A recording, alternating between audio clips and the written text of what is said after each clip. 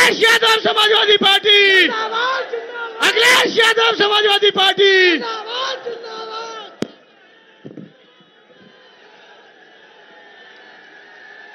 Hello,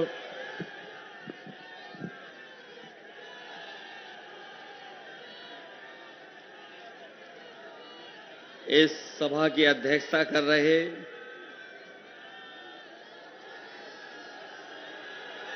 इस चुनावी जनसभा की अध्यक्षता कर रहे आदरणीय ओम शिव मिश्र जी, मंच पर उपस्थित महान दल के राष्ट्रीय अध्यक्ष केशव देव मौर्य जी, पूर्व सांसद कैलाश यादव जी, हमारे आपके और समाजवादी पार्टी के प्रत्याशी देवेश साक्य जी, मंच पर उपस्थित पूर्व विधायक मंत्री विनय साक्य जी,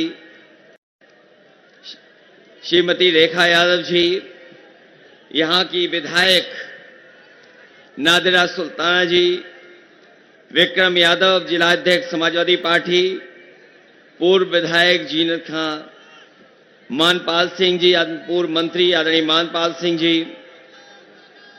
श्रीमती किरण यादव जी, सतवान साकी जी, मनीष यादव, राकेश राजपूत, जयप्रकाश मौर्य जी, अदनान मियां साहब, देव राजपूत जी, अविनाश, राकेश वाल्मीकि जी, महेश दिवाकर जी से लेकर के बड़ी संख्या में जो साथी बैठे हैं, प्रविंदर राणा जी जो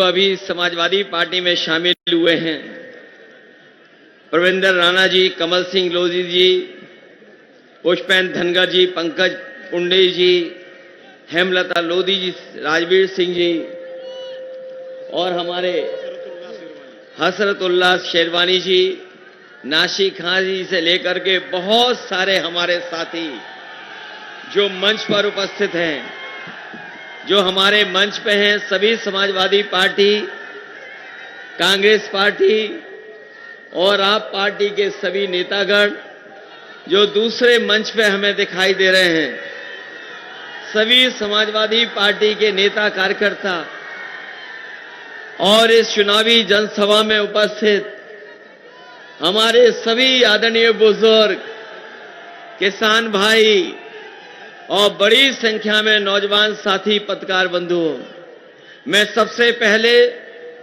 इस चुनावी जनसभा में आए हुए आप सब लोगों का बहुत बहुत धन्यवाद और आभार प्रकट करना चाहता हूं। मैं देख रहा हूं जहां 40 डिग्री से ज्यादा आज टेम्परेचर है और उस मंच से लेकर के जनसभा जहां लोग आपस में खड़े हुए हैं, जहां हम लोग खुले में खड़े हैं, हो सकता है वहां तापमान कम हो, लेकिन जहां आप लोग खड़े हैं एक दूसरे के साथ बिल्कुल बराबर खड़े हुए हैं, मैं समझता हूं हम लोगों से ज्यादा तापमान वहां हमें दिखाई दे रहा है।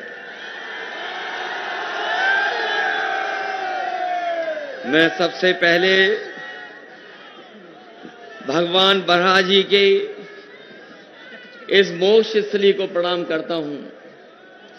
इस धार्मिक स्थान जहां पर न केवल आपके आसपास के बल्कि प्रदेश और देश के लोग यहां आते हैं, ऐसी पौराणिक और धर्म से जुड़े हुए स्थान का सबसे पहले मैं नमन करता हूं। साथ ही साथ ये वो क्षेत्र है जहां से एक भाईचारा का संदेश आज से नहीं सदियों से जाता रहा है। अगर एक तरफ जहां भगवान तुलसीदास जी और दूसरी तरफ जहां पर हमारे बहुत ही बड़े और जिनको न केवल भारत में बल्कि दुनिया में जिन्हें उनके अपने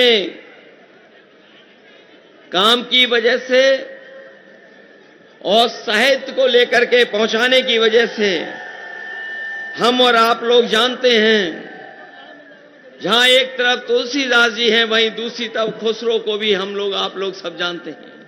ये वो स्थान है जिसने मिली जुली संस्कृति को और भारत की संस्कृति को ऊंचाई तक पहुंचाने का काम किया है। ये वो स्थान है जहां पर हम सब मिलकर के रहते हैं। वहीं हम आपसे निवेदन करने आए हैं, जहां हमारे बगल में, इन्हें रुका रहने दो, यहीं पर रुका रहने दो, बस जो जहां है वहीं खड़ा रहे। हमारे बगल में मां गंगा का भी एक पुराना महत्व बना रहा है। इसलिए जहां आज तीसरे चरण के लिए हम आप लोगों से मतदान के लिए अपील करने आए हैं, वहीं आप लोगों ने जाना होगा और जानकारी मिल गई होगी कि पहले चरण से ही इंडिया गठबंधन बढ़त बना चुका है। और जो पश्चिम से हवा चली है, जो अब इस क्षेत्र से गुजर करके जाएगा चुनाव, हमें पूरा भरोसा यहां के किसान नौजवान मिलकर के भारतीय जनता पार्टी का पूरा सफाया करने का काम करेंगे। ये भारतीय जनता पार्टी के लोग, इनके दिल्ली वाले और लखनऊ वाले आपके बीच में आकर के न जाने कौन कौन सी बातें रख रहे हैं, लेकिन मैं जानता हूं ये जागरूक जनता है, समझदार लोग हैं। ये 10 साल जो दिल्ली की सरकार के जो 10 साल गुजरे हैं, अगर उसका आकलन करेंगे और पीछे मुड़ करके देखेंगे तो आपने देखा होगा कि किसान के सामने कितना संकट पैदा किया। ये वही सरकार है, दिल्ली में पूरे देश का किसान गया और किसान ने कहा कि हमें एमएसपी का अधिकार मिलना चाहिए, क्योंकि भारतीय जनता पार्टी के लोगों ने वादा किया था कि जब वो सत्ता में आ जाएंगे तो हर किसान की आय दोगुनी कर देंगे। फसल की कीमत इतनी होगी कि किसान की आय दोगुनी हो जाएगी, मुनाफा होगा किसानों को। लेकिन जब किसान अपना हक और अपने अधिकार को मांगने गया दिल्ली, तो उसको रोकने के लिए न जाने क्या क्या इंतजाम सरकार ने किए थे।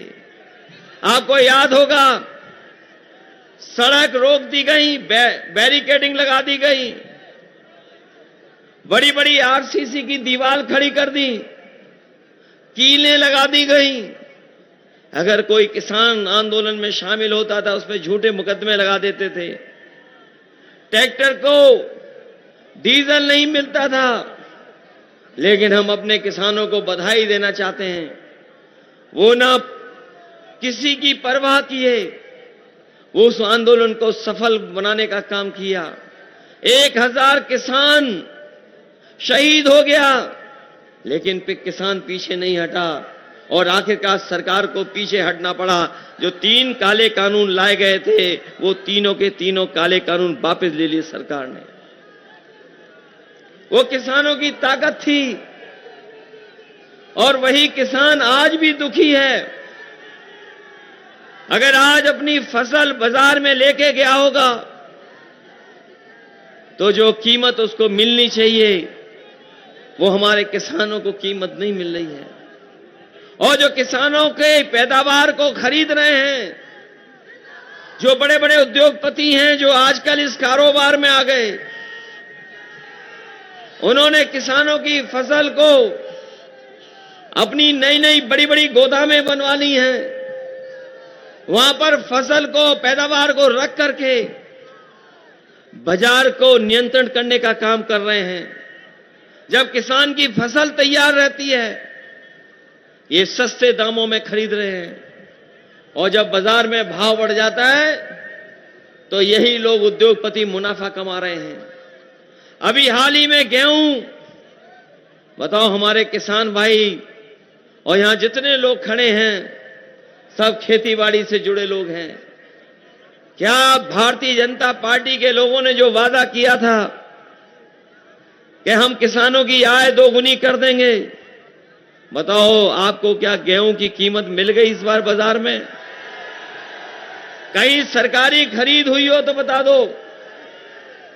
ये सरकारी खरीद जानबूझ करके नहीं करते हैं, क्योंकि इनकी दोस्ती बड़े बड़े उद्योगपतियों से है। आजकल जो बाजार में आटा आ रहा है, जो बड़े बड़े शहर बन गए उनमें जो आटा पहुंचा जा रहा है, पैक करके आटा पहुंच रहा है, ये आपका ही गेहूं खरीद के उन उद्योगपतियों के माध्यम से बाजार में मुनाफा कमाने का काम कर रहे हैं। और इतना मुनाफा कमा रहे हैं कि आप सोच नहीं सकते। और जो हमारे गरीबों को राशन भी दे रहे हैं, बताओ गरीबों को कौन सा राशन मिल रहा है?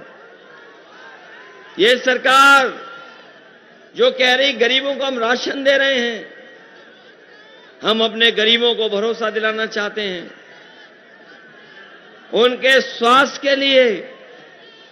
और अगर हमें और राशन का इंतजाम करना पड़े, और चाहे जिस तरीके से संपन्न लोग शहर में पैक्ड आटा खा रहे हैं, पौष्टिक आटा ले रहे हैं, अगर हमें अपने गरीबों को पौष्टिक आटा देना पड़ेगा तो संपन्न लोग जो शहर में खरीद रहे हैं उसी तरीके से पौष्टिक आटा दिलाने का काम आपके इंडिया गठबंधन समाजवादी सरकार में होगा।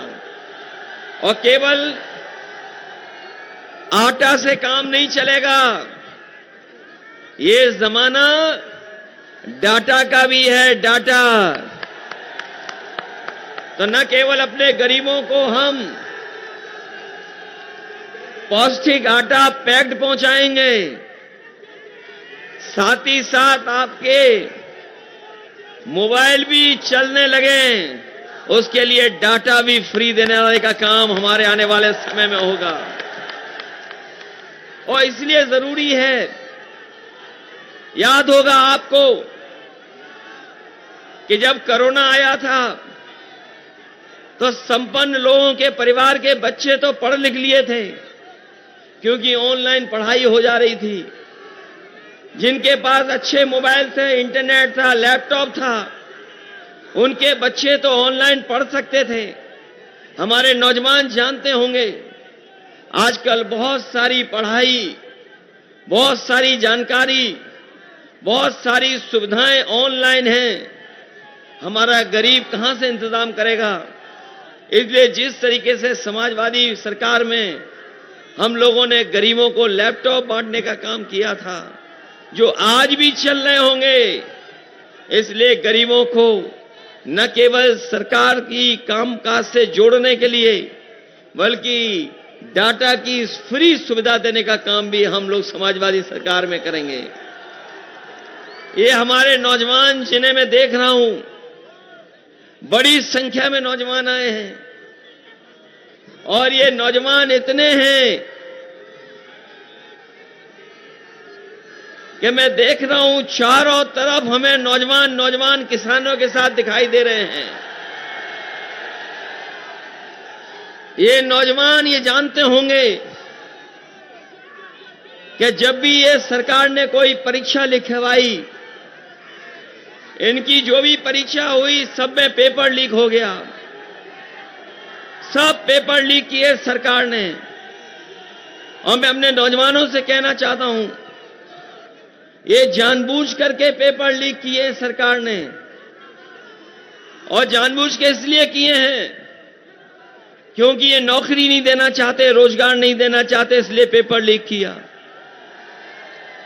और इस सरकार ने अगर कार्रवाई की होती, जब पहली बार पेपर लीक हुआ था तो 10 परीक्षाओं का पेपर लीक नहीं होता। याद करो, जब पुलिस भर्ती हुई, इन लोगों ने कहा कि इंतजाम हो गया, बहुत अच्छा इंतजाम है, सुरक्षित परीक्षा होगी। इन बीजेपी के लोगों ने कहा कि सुरक्षित परीक्षा कराई जाएगी, कोई पेपर लीक नहीं होगा। हमारा नौजवान जो तैयारी कर रहा था सालों साल से, जो पढ़ाई कर रहा था, मेहनत कर रहा था दिन रात जाग करके, न जाने कहां से इंतजाम किया होगा, फॉर्म भरा और परीक्षा स्थल तक पहुंचा अपना इंतजाम करके। लेकिन जब घर लौट करके आया तो उसे पता लगा कि पुलिस भर्ती का भी पेपर लीक हो गया है और परीक्षा दोबारा होनी चाहिए, परीक्षा रद्द हो। इस सरकार को मजबूरी में, हमारे नौजवानों के दबाव में परीक्षा को रद्द करना पड़ा। बताओ, पुलिस भर्ती का परीक्षा रद्द हुआ कि नहीं हुई रद्द? और बड़े पैमाने पे हमारा नौजवान घर लौट करके आ गया।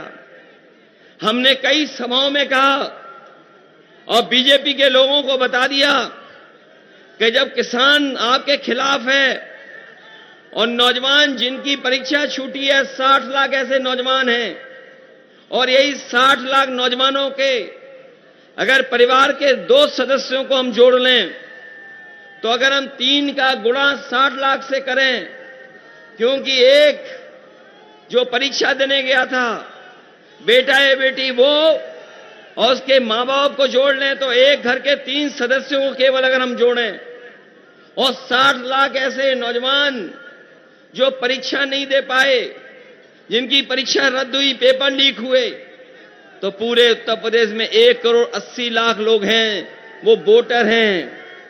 और 1 करोड़ 80 लाख का अगर हम भाग दे दें 80 लोकसभाओं में से, तो बताओ 2,25,000 वोट कम हो गए हर लोकसभा में, क्या नहीं हो गए? तो बीजेपी बचेगी कैसे? बताओ, बीजेपी कैसे बचेगी? याद रखना नौजवान, ये नौकरी और रोजगार तो छीना है, लेकिन घर जाकर के सोचना, इन बीजेपी के लोगों ने 1/3 जीवन आपका बर्बाद कर दिया, आपकी 1/3 जिंदगी बर्बाद कर दी। इन 10 साल में दिल्ली की सरकार ने और उत्तर प्रदेश की 7 साल की सरकार ने हमारे नौजवानों को नौकरी रोजगार नहीं दिया। और अगर नौकरी रोजगार नहीं मिला तो भविष्य तो है ही अंधकार में, लेकिन इन नौजवानों की शादी का भविष्य भी कुछ नहीं दिखाई दे रहा। बताओ, आपकी 1/3 जिंदगी बर्बाद कर दी कि नहीं कर दी बर्बाद? और ये क्या सपने दिखा रहे हैं बीजेपी के लोग कि हमारा देश विश्व गुरु बनने जा रहा है, विश्व गुरु। बताओ, देश विश्व गुरु बनेगा? ये कह रहे विकसित भारत। अगर हमारे प्रधानों ने सहयोग नहीं किया होता विकसित यात्रा का, तो बीजेपी वाले विकसित यात्रा भी नहीं करा पाते। ये जितनी विकसित यात्रा हुई है गांव-गांव जाकर के, ये हमारे प्रधानों से पैसा वसूला गया। बताओ, प्रधानों से पैसा वसूला गया था कि नहीं वसूला गया? समाजवादियों ने तो एम्बुलेंस चलवाई, वो इस सरकार ने खराब कर दी। जिला अस्पताल अच्छे किए जिससे गरीब का इलाज हो जाए, लेकिन इस सरकार ने ना जिला अस्पताल ठीक किया, और जो एम्बुलेंस चल भी रही थी वो खराब कर दी, और एक भी एम्बुलेंस बढ़ाई नहीं। और पुलिस को जो गाड़ी दी थी, याद कीजिए, ये 100 नंबर, पहले थाने में जाकर के परेशानी होती थी, कौन जाए, थाना दूर है। इसलिए समाजवादी पार्टी की सरकार में हम लोगों ने पुलिस को गाड़ियां दी। इस सरकार को अच्छा नहीं लगा 100 नंबर। इन्होंने उद्घाटन किए थे तो 100 नंबर का इन्होंने कर दिया 112। बताओ, 112 करने के बाद अन्याय बढ़ा कि नहीं बढ़ा? वसूली बढ़ी कि नहीं बढ़ी? और अभी तो कई जगह से खबरें आ रही हैं कि पुलिस को पकड़ रही है।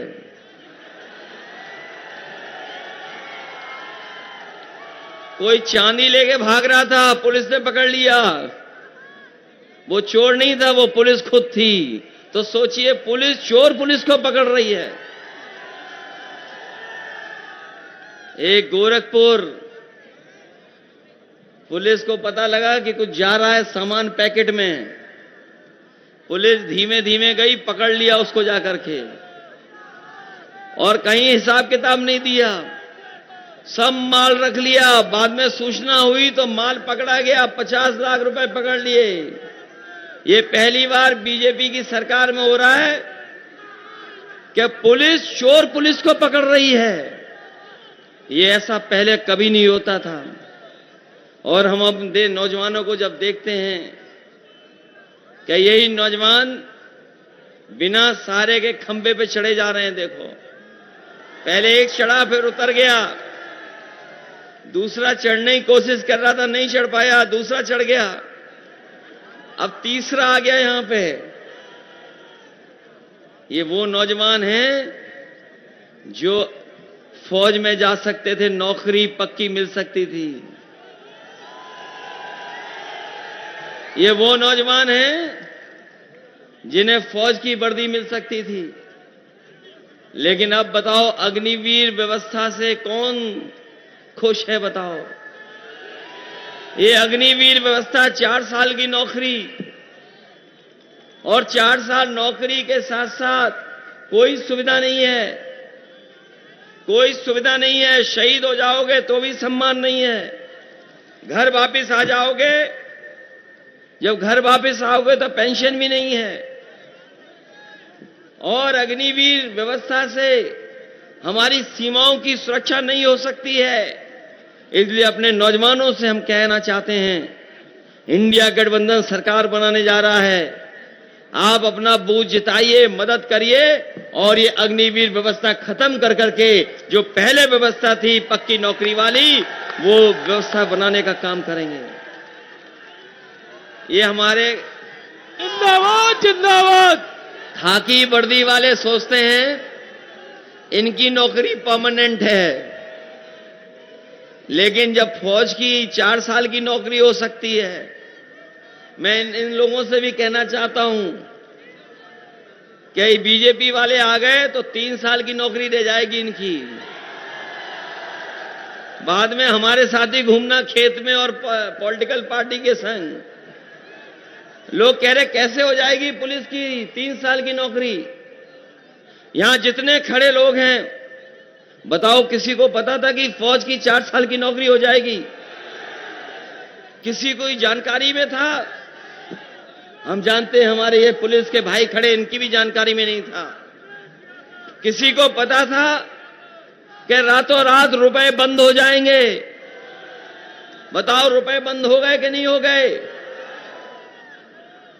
और हमारे व्यापारी भाई लोग जानते होंगे, जो कारोबार करते हैं, व्यापार करते हैं, इस सरकार ने कहा कि जो पहला टैक्स लगाने का तरीका वो नहीं ठीक है, ये जो नया तरीका है जीएसटी वो बेहतर है। जिस तरीके से आजादी का जश्न मनाया गया था, उसी तरीके से बीजेपी ने जीएसटी का कानून ला करके जीएसटी लागू की। हमारे व्यापार भाई जानते होंगे, व्यापारी भाई जानते होंगे कि आज उन्हें मुनाफा नहीं हो रहा ज्यादा, मुनाफा कुछ लोगों को हो रहा है। जो छोटे दुकानदार हैं, छोटे कारोबारी हैं, वो जीएसटी के उसी में उलझे हुए हैं कि जीएसटी देते रहना है। जीएसटी का कोई हमारे कारोबारियों को लाभ नहीं मिला। इन्होंने सपना दिखाया था कि जीएसटी लागू हो जाएगा तो हमारे व्यापारियों को सुविधा मिल जाएगी। और अभी तो आपको वो जानकारी मिल गई होगी चंदे वाली, जो भारतीय जनता पार्टी ने चंदा वसूला है। ये जो चंदा वसूला गया, ये चंदा नहीं है, ये सीधी सीधी वसूली की इन्होंने। हम आप लोग भी कभी कभी एक दूसरे का सहयोग करते हैं, लेकिन क्या कोई 1000 करोड़ का सहयोग करता है? क्या कोई 500 करोड़ का सहयोग करता है? कोई 400 करोड़ का क्या सहयोग करता है? ये जब से इलेक्टोरल बॉन्ड आए हैं और इसकी जानकारी जनता को मिल गई है, तब से भारतीय जनता पार्टी का बैंड बज गया है। भारतीय जनता पार्टी के लोग इलेक्टोरल बॉन्ड पे बात नहीं करना चाहते। बताओ, इलेक्टोरल बॉन्ड के बारे में है जानकारी कि नहीं है? है। ये क्या चंदा है कि वसूली है? वसूली वसूली वसूली। और इस वजह से क्या हुआ है, ये जो वसूली हुई है, इसी की वजह से महंगाई है। किसी से अगर आप 1000 करोड़ का चंदा ले लोगे तो बताओ वो मुनाफा कमाएगा कि नहीं कमाएगा? ये आज जो भारतीय जनता पार्टी ने वसूली की है उसका परिणाम है कि आज आम जनता को महंगाई का सामना करना पड़ रहा है। और जितने भी भ्रष्टाचारी हैं, जितने भी अपराधी माफिया, उन सबको भारतीय जनता पार्टी ने अपनी गोदाम में रख लिया है। बताओ भारतीय जनता पार्टी ने अपनी गोदाम में रखा कि नहीं रखा सब भ्रष्टाचारियों को? जितने भी देश के भ्रष्टाचारी हैं, जिन्होंने भी देश का पैसा लूटा, सब भारतीय जनता पार्टी के गोदाम में पहुंच गए हैं।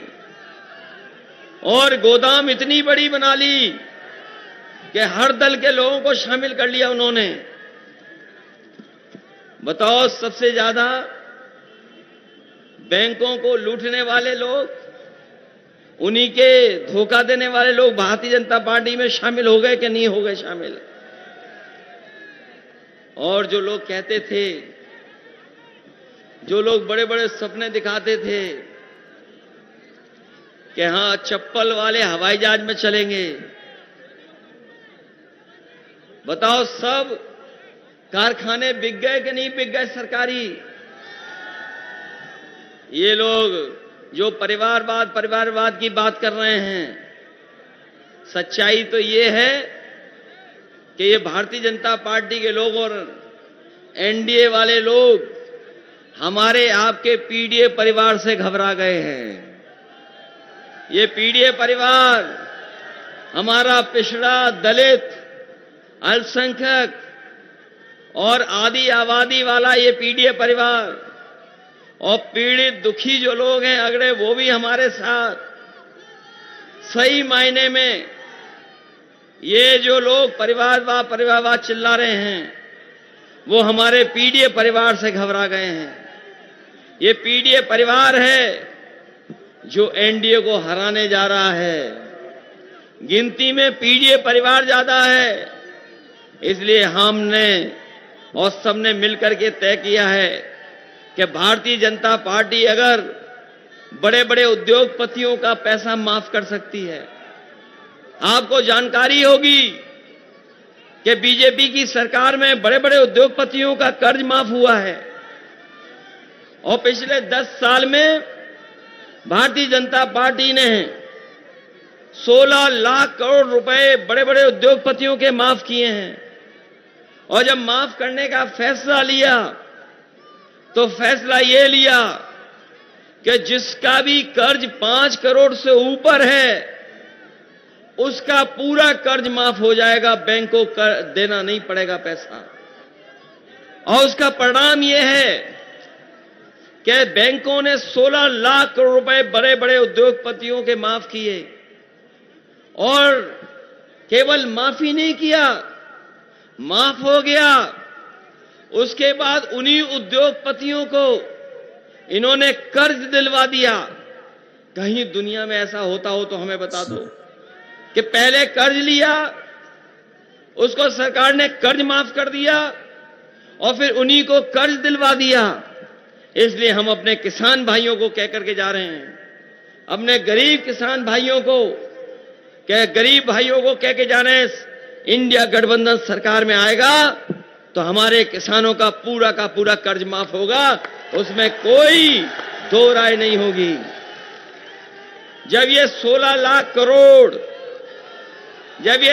लाख करोड़ माफ कर सकते हैं, 5 करोड़ से ऊपर वाला जिन्होंने कर्ज लिया उनका कर्ज माफ कर सकते हैं, तो हमारे किसानों का, गरीबों का तो केवल लाखों लाख है। यहां सभा इतनी बड़ी है, कोई 1 करोड़ वाला कर्जदार नहीं होगा। अगर कर्जदार होगा तो लाखों वाला होगा, करोड़ों वाला नहीं कोई होगा कर्जदार। ये बीजेपी के लोग बड़े बड़े उद्योगपति, बड़े बड़े कारोबारियों की मदद कर रहे हैं। ये इंडिया गठबंधन और समाजवादी पार्टी के लोग अपने गरीब किसान और गांव में रहने वालों का कर्ज माफ करके उनकी मदद करने का काम करेंगे। इसलिए ये चुनाव संविधान बचाने का भी है। आपने देखा होगा भारतीय जनता पार्टी धीरे धीरे संविधान को खत्म करना चाहती है। याद रखना, संविधान खत्म हुआ तो हमारा आपका वोट देने का अधिकार भी छिन जाएगा। कोई वोट देने का अधिकार नहीं रहेगा आपका। इसलिए आज आप लोग संकल्प लें कि जो संविधान हमें बाबा साहब भीमराव अंबेडकर जी ने दिया, जो संविधान हमें अधिकार देता है, जो संविधान हमारा मान सम्मान बचाता है, जो संविधान हमें बराबर का आगे बढ़ने का मौका देता है, जो संविधान हमें आरक्षण देता है, उस संविधान को बचाने का काम करना। संविधान बचेगा तो हमारा आपका लोकतंत्र बचेगा। नहीं तो याद रखना, ये भारतीय जनता पार्टी के लोग ये संविधान को भी बदल देंगे, लोकतंत्र को खत्म कर देंगे। इसलिए मैंने कई मौकों पर कहा, ये 2024 का चुनाव संविधान मंथन का भी है। एक तरफ वो लोग हैं जो संविधान को बचाना चाहते हैं, संविधान की रक्षा करना चाहते हैं, दूसरी तरफ वो लोग हैं जो संविधान के भक्षक हैं, संविधान को खत्म करना चाहते हैं। यहां जितने हम लोग हैं, ये वो लोग हैं जो संविधान को बचाना चाहेंगे। बताओ, संविधान को बचाओगे कि नहीं बचाओगे? मैं जानता हूं इस बार एटा और कासगंज के लोग जो संविधान बदलने वाले हैं, उनको बदलने का काम करेंगे इस बार। बताओ, बदलोगे कि नहीं बदलोगे? उनको बदलोगे जिनकी हर बात झूठी, जिनके वादे झूठे। बताओ, बदलोगे उन्हें कि नहीं? इससे अच्छा गठबंधन क्या हो सकता है? बताओ, सब साथ आ गए, महान दल भी साथ आ गया, महान दल भी साथ है, और हमारे पीडीए परिवार का ही प्रत्याशी है देवेश साहब के। बताइए, मदद करोगे सब लोग? ये मौका है कि नहीं लाखों लाख वोट से जीतने का? जो लोग हम लोगों को छोड़ के भी जा रहे हैं, वो छोड़ के नहीं गए हैं, वो छोड़ के नहीं गए हैं। हम लोग जीतेंगे, उन्हें भी ले आएंगे इधर ही। इसलिए जिताइए, मदद करें। बहुत दिनों से एटा में लोग बैठे हुए हैं। बताओ, सांसद लोगों ने क्या काम किया है? बताओ, 10 साल का हिसाब किताब क्या है किसी सांसद का? क्या हिसाब किताब है 10 साल का? बताओ आप। क्या नौकरी दी 10 साल में? क्या कारखाने उद्योग का सपना दिखाया था? कुछ लगा? बताओ, एम्बुलेंस खराब कर दी कि नहीं कर दी? पुलिस को बेईमान बना दिया कि नहीं बना दिया? और हमारे जिला अस्पतालों में भी किसी गरीब का इलाज नहीं हो पा रहा है। ये जितने भी सड़क, जितनी समाजवादियों ने चौड़ी सड़क बनाई थी, उतनी है चौड़ी सड़क आ गई, ये चौड़ी सड़क भी नहीं बना पाए। बिजली पे जितना काम किया हम लोगों ने, ये बिजली का भी काम नहीं आगे बढ़ा पाए। ये जो आज बिजली मिल भी रही है, ये समाजवादियों की देन है। समाजवादियों ने अगर सब स्टेशन न बनाए होते, समाजवादियों ने अगर तार नए न लगाए होते, उस समय पर फैसला न लिया होता, और बड़े बड़े कारखाने जो बिजली के लगाए थे, अगर वो न लगाए होते तो आज उत्तर प्रदेश में बिजली नहीं होती। मुझे याद है एटा में, और आपने देखा होगा, इधर आसपास का सबसे बड़ा कारखाना बिजली का लगने जा रहा था, लग चुका है। कब शुरू किया था याद करो आप? कभी एटा की जीटी रोड पे देखे गए कि बड़ा बड़ा एक प्लांट लग रहा है वहां? वो हम लोगों ने लगाना शुरू किया था। ये अगर लगा के तैयार कर देते तो आपको बिजली का बिल इतना महंगा नहीं देना पड़ता। बताओ, बिजली का बिल ज्यादा देना पड़ रहा कि नहीं देना पड़ रहा?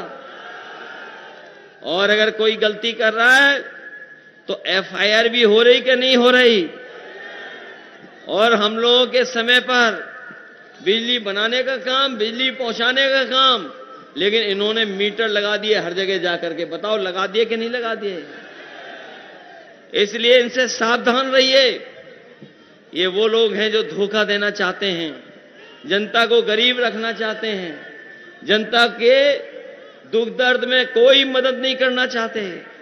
इस चुनाव में देवेश साकी जी की मदद करना। देवेश को जिताइए, इंडिया गठबंधन को जिताइए और दिल्ली पहुंचाइए। जो लोग संविधान बदलना चाहते हैं उन्हें हटाइए, उन्हें बदलने का काम करिए। इन्हीं शब्दों के साथ जो आज तमाम साथी समाजवादी पार्टी में आए हैं, जो हमारे तमाम समाजवादी पार्टी में आज शामिल हुए हैं, मैं उनका धन्यवाद देता हूं। साथ ही साथ जब समाजवादी पार्टी इस पक्ष में है कि जाति जनगणना हो, जाति के हिसाब से हक और सम्मान मिले, आबादी के हिसाब से उनको आगे बढ़ाने का मौका मिले, हम अपने अहेरिया समाज के लोगों को भी कहना चाहते हैं, समाजवादी लोग आपके प्रमाण पत्र बनाने का काम करवा